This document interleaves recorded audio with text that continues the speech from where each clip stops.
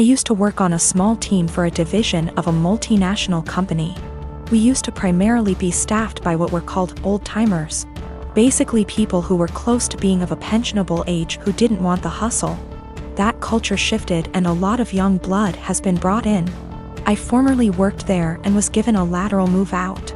A colleague, Tina, still works there. Recently an opening for director came up and Tina came to me for help. She's been doing overtime and working hard to get noticed for this position. She's well qualified for it and has extensive experience at the company, so she was given a chance to interview for it. Tina is a single mother who has overcome poverty in childhood, racists / bigots in the industry, and worked hard to support her kids. She's had health issues but always fought hard. Tina is tenacious and hardworking, but there are issues. She struggles in some areas, and while she'd definitely make a great director as she's contentious, kind and courteous, the role is evolving and may be a bit of a stretch. Nonetheless, I helped her with her application and presentation. Beyond being colleagues, she and I are friends. We spend a lot of time outside of work together. We're the only women of color in our respective areas, and share a lot of our deep feelings and thoughts. She worked hard and put together a good presentation. I was really proud of her. She presented this morning at 9:30 and got through it and was out by 10 o'clock. Most of the other applicants were internal and interviewed yesterday, but one person was recommended by a senior VP in a different department. The guy who was recommended is a 30-year-old hotshot. I think he may actually be in his late 20s. He will soon graduate from an Ivy League MBA and is the definition of corporate style. They gave him a last-minute presentation slot immediately following Tina. I attended all of the presentations. I am not on the hiring committee, but was there to support Tina and see how the presentations went. When the hotshot gave his presentation, it wasn't even close. The 20 of us sat in the room and were dumbfounded. Not only was his presentation visually appealing, but he noticed details none of us ever did, and he developed a pitch that was so innovative that our AVP asked to use a tagline he created. His technical analysis was so spot on that it was spooky.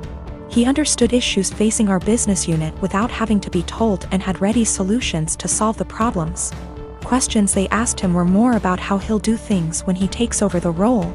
It was made very clear to him that this was his job, and they even provided an unofficial tentative start date. It is very clear that he understands the industry and his past experiences, such as professional work experience as well as winning top case competitions and academic awards, prepared him very well. The presentations were in totally different leagues. After he finished, he made a self-deprecating joke and took questions. He thanked us and left. We all sat there for a minute chatting when the AVP very loudly told the HR director to offer significantly above the salary and hammer out a start date immediately and get a contract signed. The VP who recommended him knew him from the MBA program, as the VP is a case coach there. He said he'd be his reference, and they are skipping all the formalities and going right to the offer. Tina has no idea. She was so happy with her performance, and she's sure she nailed it. She did well, about as well as the other candidates, but this guy is out and out in a different league. Just based on that, I too would hire the other guy. She's sitting on cloud 9 at her desk and planning a celebratory dinner to celebrate her performance. She was told decisions would be made in a couple of weeks. At this rate, it's likely she'll be informed that she didn't get the job well before 5 p.m. I really don't know what to do or say. If she asks, should I be honest about this guy's presentation? Should I avoid her the rest of the day? I want to support her, but have no idea how to even begin talking to her.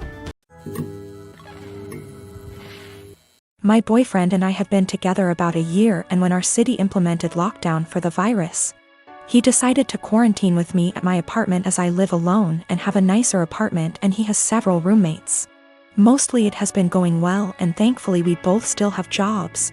Except in the first few weeks I started noticing that the bathroom floor was suddenly always wet around the toilet. The sink is across the room from the toilet, so it's unlikely to be from the sink. At first I thought it might be water, but soon realized that it was definitely pee. I asked boyfriend about it nicely, and he apologized and said sometimes he has bad aim. I asked him to try a little harder, and he said sure. The floor continued to be frequently spattered with piss. And a few weeks later I confronted him about it again because I think it's pretty gross to step in his pee several times a week. And it seems like an easy thing to fix. If he misses the toilet, I think the very least he could do is make sure to wipe it up with toilet paper or a Clorox wipe. The cleaning supplies even live in a cabinet directly over the toilet. He said sure, sorry, he would try to remember to do that. Another week has passed, and while maybe he's doing this sometimes, I've continued to step in splatters of his pee and wipe it off the floor and clean the floor several times a week. I thought about asking him to just pee into the bathtub or something instead, because I don't understand how you can pee on the floor by accident so often and not notice and not clean it up. Last night I got up to use the bathroom in the middle of the night and absolutely stepped in piss for the 12,312,301,298th time. I had it, and I didn't want to pick a fight or ask him again since it seems clear he can't or won't change. So I got one of my dog's wee pads from when he was a puppy, he is well trained now, and cut it up a bit and taped it down to make a sort of skirt or mat around the floor near the toilet to at least absorb the piss. Boyfriend saw this morning and is furious with me, saying that I'm calling him a dog, comparing him to an animal, etc. Honestly, I was not thinking that at all. I just was trying to be resourceful and solve the problem for myself since I don't like piss on my bathroom floor, and don't like stepping in it. I didn't feel like arguing about it anymore. And putting a material specifically meant to absorb pee around the area he keeps peeing on by accident seemed like a practical solution. Tim and I met in an English literature class our junior year of college, and we've been together the 10 years since. While he ended up going into IT, I stayed in the liberal arts track and ended up doing non-profit work after college when I realized I didn't actually want to be a school teacher. Just to say that we always assumed he'd out-earn me by a considerable margin. Though when he made more I always insisted we split things evenly to avoid potential resentment down the road. I've had sort of a non-linear career path, but ended up switching to the corporate world. To make a long story short, my liberal arts degree and time doing non-profit work gave me a lot of skills that enable me to really excel professionally in some more niche areas. I recently started a new job as a consultant, making way more than I'd ever anticipated. When I got the offer, I told Tim that the pay was amazing, but he didn't ask about the actual amount, and I didn't want to be braggy about it, especially since I was fairly sure it was above his current income. Well, we just put in an application for a new place, and in the process of having to submit our pay stubs it's become obvious that I make roughly 30% more than he does now. I expected him to think that was cool, since he's a feminist and has always been super supportive of my career. But instead he started to make increasingly harsh jabs about how I cheated the system to get where I am. That no English Lit major makes more than a cybersecurity professional without cheating somehow. His major point is that I got my first job out of nepotism, which set me up to trample more qualified people who didn't have the same advantages. It's true that I got my first post-college job after being referred by a sorority sister, but it was for non-profit work making $22K /year, not exactly at somebody's daddy's firm. He also points out that at my first corporate job, I snagged a big promotion after volunteering to take on starting up the company's diversity /equity /inclusion program, and I'll admit that were I a white man, it's highly unlikely I would have been able to be the face of the eventually high-profile diversity program. Tim also notes that I was awarded a small college scholarship for being a promising female writer, when no such scholarship existed for males. But all that said, I still don't feel like I cheated the system, and it makes me angry to listen to him joke about it. Especially since I grew up blue-collar and worked full-time while going to school full-time to afford my degree. I reached a breaking point yesterday when he made a crack about how the new / first woman on his team is an obvious diversity hire. I told him that his jokes about women cheating the system to get ahead aren't funny or guy talk ribbing, as he says. They make him sound like an insecure little boy. He told me I was being a naive Karen and we haven't really talked since yesterday. My girlfriend and I have been together for 6 years. I know she's been wanting to get married and wanting for me to propose for a really long time. I've always put it off because I never felt I was at the right spot for it, and I wanted to wait for the right time. Nevertheless, I know she's been waiting for it patiently for a long time, and if it was up to her, we would have gotten married years ago before I was even ready. Anyway, I figured since she's waited so long, I wanted to make it as perfect for her as possible. I chose the weekend of our 6th anniversary of our first date to propose to her. I was planning to have her come over to our house, I would have my mom and sister vacate for the night, and I would prepare a very nice dinner for her and would propose during that. I had written out this really long speech which I'd memorized after much practice because I wanted it to be perfect. Now my girlfriend has always wanted me to learn how to cook. I'm ashamed to say I've never properly learned how to cook, and I've never been really good at it. Since I live with my mother and sister at home, they always cook for me and they've never really needed me to cook. It's always one or the other of them, or both of them, doing cooking. At best, I'd just do washing up or chop up onions or something simple. I told them, look, I desperately need to learn how to cook a very nice meal.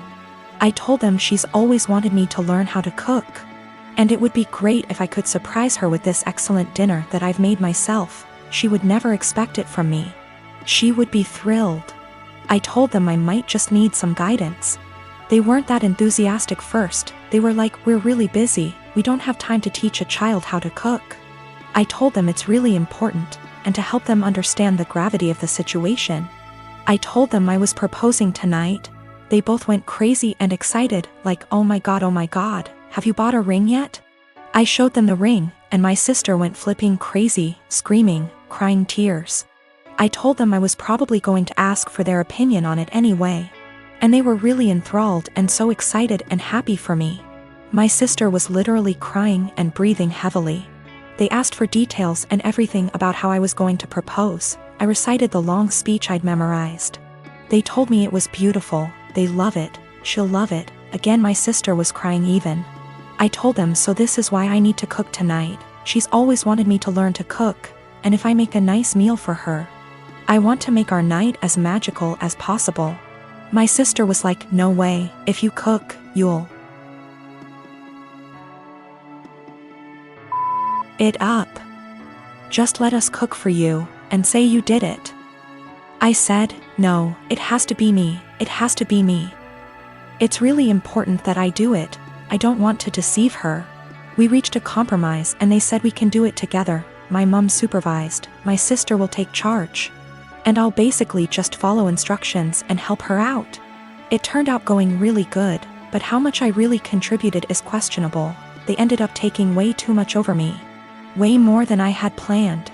I had wanted to do it all myself with their guidance, but I ended up being just a helper while my sister did most of the work. I didn't want to let that spoil the night, so I just let it go. Then my girlfriend arrived at the door, and my mom and sister were getting ready to go out.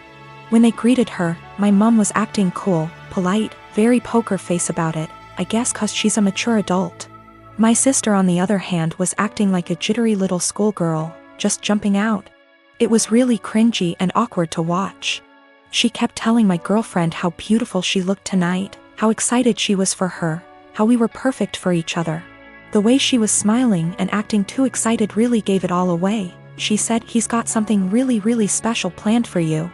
I kept trying to push her out the door and telling her to shut up, but she just wouldn't, and she kept chatting to my girlfriend. I wanted to push her out, but my girlfriend told me I was being rude to her, and I should let the talk. I just sighed and knew it would end badly, but my sister kept being as unsubtle as possible. I really wish I could be a fly on the wall here tonight, you are so lucky, if only you knew. My girlfriend was then, is he going to propose? My sister didn't say yes, or no. She just gritted her teeth in a big smile like SND just started screaming and crying and hugging me, suffocating me. My mom was trying to pull my sister away, but she just started screaming, show her the ring. Show her the ring. I told her to seriously shut up, and that my mom was clearly waiting for her, but she kept shouting, show her the ring. I tried to explain to them that this really wasn't the way I had planned it. I wanted to do it when we were alone and I had a long speech planned. They both just wanted to see the ring. I said, can I at least say the speech? My sister was like, you should let him say it, it's a really beautiful speech. I started and I barely got 2 sentences in when she interrupted me and was like, actually it's 2. long, you can say it later, just show her the ring. I wanted to wait until we were alone so I could say the speech and then show the ring, but they were both literally screaming at me to show them. I told my sister she'd already seen it. She said she wanted to see it again, and my girlfriend told me I had to show it to her now. I showed them the ring again and they both started shouting and screaming. They literally both jumped on me and pinned me to the couch like a lion grappling a dying elephant, and ripped the ring from my hand like a lion tearing meat from its prey. I told them to get off, they were suffocating me. But they were both literally hugging me to death while screaming like hyenas into my ears. It was like WWE or something, it was unreal. I tried to pull away, but they were both just hugging and kissing me and screaming into my ears, clawing at me and the ring like rabid animals, squeezing and suffocating me. My mother did nothing to help. She just stood there laughing as I went down. I realized they were mainly interested in the ring, so I let them have it and crawled away to the side of the couch where I could breathe properly. I felt the evening was ruined already. I had nearly just been clawed to death. I didn't know if my clothes were ripped. My hair was completely messed up. I had both their lipsticks smudged on my face from their dual hyena attack. And my clothes were a complete mess now. It was an infuriating mess of a situation and I felt gross. I just sat quietly there for at least 2 hours while my mother, girlfriend, and sister sat together looking at the ring, talking and chatting amongst themselves and acting like I wasn't there. The entire evening was ruined. My mom and sister were meant to be going out for the night. They didn't even leave once and were there the entire time. The food that I had made was getting cold. I told them dinner was getting cold. They all said they weren't hungry and just sat there looking at the ring, obsessing over it like they are Gollum or something. Me, the boyfriend, the groom, may have as well been invisible. They were all completely ignoring me, pretending like I wasn't there. I had planned this perfect evening between my girlfriend and I where I could propose. I'd been preparing it for such a long time. It was completely hijacked by my mother and sister. My sister spoiled it and didn't even feel bad about it. Worst of all, my girlfriend didn't even seem to mind. I told her this wasn't the evening I had in mind. She didn't care. She was too excited about the fact we're finally engaged. I didn't even get a chance to say my speech. She was like, "Don't worry, you can say it tomorrow. I'm too tired now." It really hurt my feelings. I don't think she understood how sad that made me feel. My girlfriend didn't even seem to care that it wasn't even really me who proposed to her, and the way my sister was acting, you'd think like she was the one getting married. This entire evening I'd planned out for so long. I'd been entirely cut out of it. Sidelined. Reduced to a spectator. After we finally did have the dinner, I asked my girlfriend if we could spend some time together in bed before she goes back home for the night. She was like, "We can't. Your mom and sister are here. We can't just leave them." I told her they weren't even meant to be here.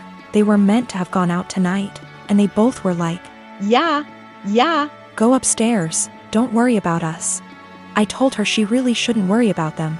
We should both just go upstairs and spend some time together. She was like, "No. It would feel too weird and awkward." Well, that bad so much. I felt like the entire night was ruined. I'd barely gotten anything out of it.